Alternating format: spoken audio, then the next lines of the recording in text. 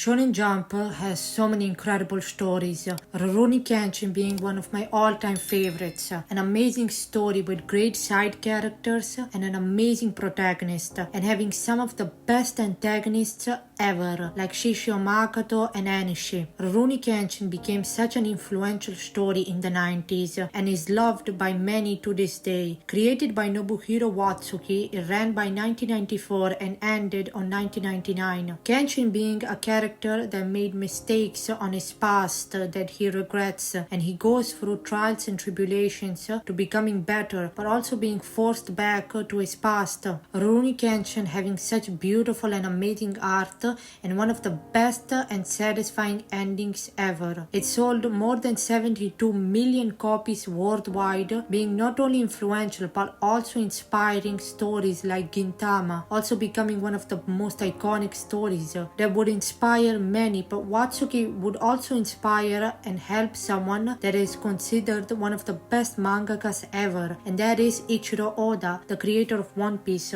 Oda at the time being an assistant of Watsuki, helping him make Rurouni Kenshin. Watsuki himself being one of the first people that Oda would tell about One Piece, saying that One Piece is something special. Rurouni Kenshin would not only stop with the anime but also receiving multiple live-action movies, being considered amazing adaptations and doing really well financially. So if you think about legacy, Nobuhiro Watsuki has it all perfect. He created something loved by so many and helped and inspired someone that would create the most incredible story ever and being respected by so many, also doing well financially for himself. But there would be unfortunate news on 2017 that Watsuki was arrested for possession of CP. Now these weren't just allegations but crimes that Watsuki himself would admit, and he was able to run free by only paying a fine of $2,500 USD. This completely ruined his legacy because a lot of people, when they hear the name of Rurouni Kenshin, immediately go to Watsuki's actions. The person that created one of the most influential stories